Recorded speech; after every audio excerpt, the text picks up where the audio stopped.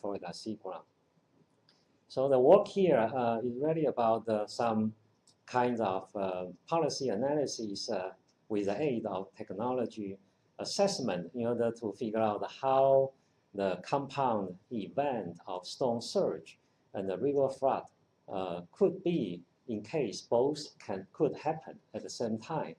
So that's a kind of pretty new concept I'm going to address today in relation to some practical issues.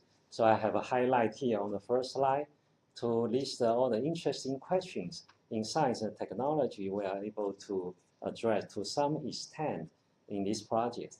First of all, we all know we need to pay some kind of fee to the national flood insurance programs in the flood plan in order to have some insurance protections. But if we do have good preventive measures in the regions, we could pay less. So according to the rating system from category 10 all the way up to category 1, how can we save money from these kind of programs? And the second one is that what if the sea level rise impact come with the storm surge as a hurricane landfall happen? And what is a drainage system which could not work well? So the next one could be how about low impact development? It's a pretty popular topic. Can we utilize this kind of technology to mitigate the flood? And then can we couple the infrastructure resilience and the flood risk at the same time, which are not being done very often here. So this is kind of new things which highlight in the end how all of the knowledge is being discovered in the project can converge into a multi-criteria evaluation to make the actionable information for Pinellas County, Tampa Bay. So the goal is to develop the next generation multi-scale modeling system to support this work. So the study region is Cross Bay Yield watershed in Tampa Bay. It's actually part of the Pinellas County. Following Libby's talk, this is a kind of smaller regions in Tampa Bay, which has a pretty unique geography and the landscape here. On the left here, you can see the canal penetrating the whole watershed. On the north side, it's a get connection to the Tampa Bay. On the south side, the mouth actually is part of the Boca Ciego Bay. So it's a tidal canal, man-made canal. The tidal direction can be either way depending on the time, the situation. So that's compound the situation. So on the right, you can see the two highlighted community here, which are low-income community. Upper one is High Point area. The lower right one is Marina Cove. These two have been highlighted in our assessment in order to seek for some kind of social justice to provide some useful information. So first of all, what kind of storm event we are trying to tackle? Two types of storm event have been highlighted. One is a convective storm, the other is a frontal storm with different nature in meteorology. So we try to characterize all these kind of different storm events over the profile, and then we can pin down several unique frontal events or the convective storm in the history. So that can be picked up for simulation analysis to derive what would be the worst scenario in case the storm surge happened and then actually the inland flooding occurred at the same time. So with this said, if you were the hydrologist, you probably can recognize the different type of cumulative curves versus time series rainfall intensity that address two types of different patterns. So we would like to pick up these for simulation. So coming back to see the mean sea levels as Libby's talk, we follow the same effort previous researchers proposed to analyze since 1948. There's a very clear tidal gauge record to indicate how much the sea level rise could be. With NOVA's effort, we have same uncertainty here. And if we pick up the 2030 as a target year, so we can probably have some ballpark number here, probably 0.5 meter on average. It could be the sea level rise based on the prediction here. So that will be the background. So how can we make this kind of sophisticated modeling analysis happen in support of all kinds of science questions I proposed on the first slide? So eventually we integrate the 3 different types of model with cascade effect. Cascade implies that we have a global scale being proposed in the beginning, and then we zoom in the regional scale, and then we step into the local scale of the so-called cross-bay yield watershed to see what happened. If we do have LID present, if we do have some other engineering infrastructure such as seawall or such as dredging effect, dredging activity, that is the system, the platform we created in this project. And the ADCIRC+SWAN is a typical official models being widely used. That's actually for NOVA. And ICPR is a Floridan developed models nowadays being managed by Streamline Technology. So we would have industry. Peter Sinhofen is current people who manage this. So we connected everything together numerically to overcome all the issues. So we have regional, have a global climate change model, which is GCM.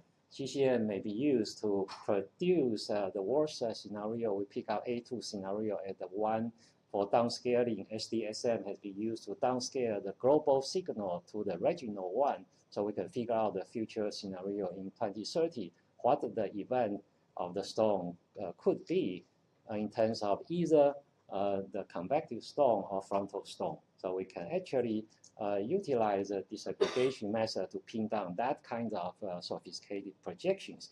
So back to the regional scale, this is a final element grid here.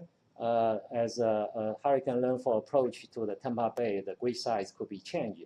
So 2 interfaces was highlighted. One is down to the south at the mouth of the Cross Bay Yield Canal, which is get connected to the Boca Chica Bay. To the north is a connection to the Tampa Bay. Interesting enough, wherever the hurricane landfall occurred, you can see the tidal dynamic on both mouths in Tampa Bay, one in Tampa Bay, the other in Boca Chica Bay, which can echo with each other. That is quite interesting things we found out. So that could compound the situation as the river flood happened at the same time. So we have some effort for model calibration and validations.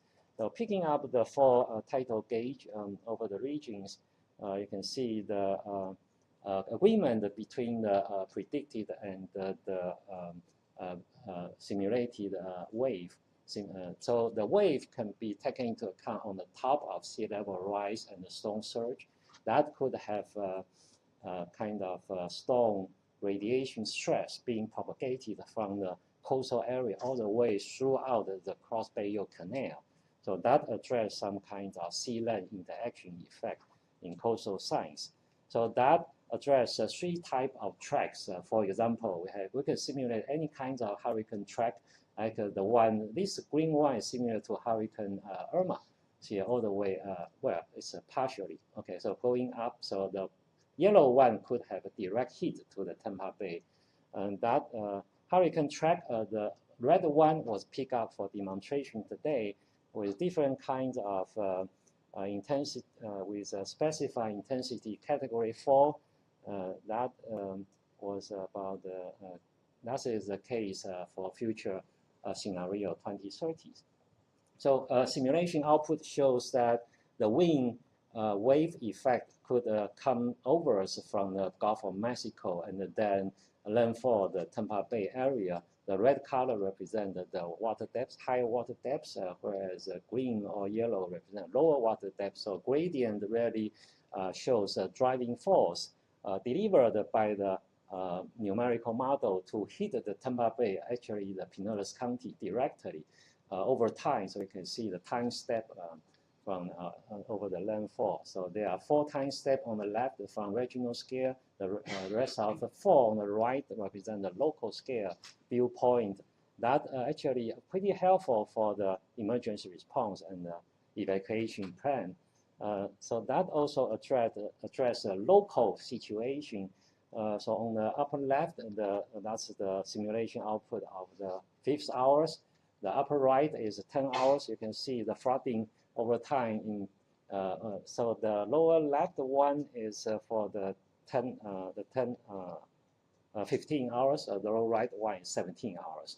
So we actually have a lot of simulation animation file I cannot show you today. So how about the low impact development? How about those flood proofing technologies such as seawall, and how about dredging from a water resources engineering point of view? Can we have an individual assessment, or can we have a combinatorial assessment? In this case, we actually couple the infrastructure resilience with flood risk. So how can we make it happen? This is it's by no means an easy job. So we try to figure out the so-called compound extreme and the risk assessment.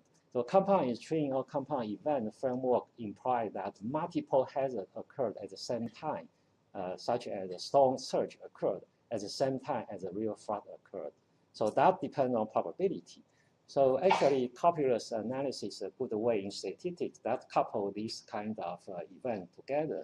And then we figure out those vulnerability using the multiscale modeling system to generate the flood map, and then to figure out the kind of resilience based on the time for recovery. So from psychological point of view, it's kind of good description. So in the end, there are 8 scenarios for Pinellas County to consider. First one is no action, do nothing. The second one is LID. That's something like pervious pavement, green roof, stormwater retention, detention pond, bioswale, and so on, whatever you name it. And the third one is dredging only. So if we do have money in the capital investment plan in Pinellas County, they probably can do something like this, and the tidal wall. So the Marina Cove will pick up as a study region in this specific assessment here. So the seawall or tidal wall can be built up such as the red color here. So that is one way to prevent the flooding. So the 6th scenario is LID plus tidal wall. 7th one, dredging plus tidal wall. And the last one is all the 3 can be combined. So with different location for the candidate side of LID and the seawall, we are able to come up very practical scenario for Pinellas County to consider how the capital investment plan could be modified in the next step. So that could affect the policy countywide. So different sites would pick up. So this is just one of many flooding maps we can generate for exposure assessment. With different scenario, climate change, sea level rise, storm surge, river floodings, and so on, we are able to simulate all kinds of scenarios with compound extreme effect, so that we are able to find out the risk and resilience over the Marina Cove, this area of Marina Cove. So with a comparison from scenario 1 to scenario 8, then eventually all the effort converge for the multi-criteria evaluation. There are 5 criteria on board here from the initial recovery time to final recovery time of the simulation, given the local storm sewer capacity as well as AID, if any. So capital investment effort, that represented the investment in budget, how much money, relatively speaking, we need to put in, and the risk versus exposure. So with simulation analysis, all the numerical information or message could be woven together in order to make a clear picture for decision maker eventually to think about which way should we go for it by a more objective or scientific evidence. So eventually we try to, this is a discovery sign, we try to conclude that LID alone might not be a very effective plan, but a combination between the dredging and the seawall could be a useful one, or the combination of all of the three might be the most effective one. So this project has been a very good opportunity for us to see through how the science can come to help in policy countrywide, and how the technology could promote the understanding integration of the ADCIRC+SWAN and ICPR has been challenging, but we eventually made it happen to create a multi-scale modeling platform for Pinellas County, Tampa Bay. We notified the county government low impact development might not be very effective flood control measures, and the capital investment plan could be a good vehicle to address budgetary need in dredging the seawall. And some suggestion to the so-called national insurance flood insurance program could be made possible too, based on the rating system.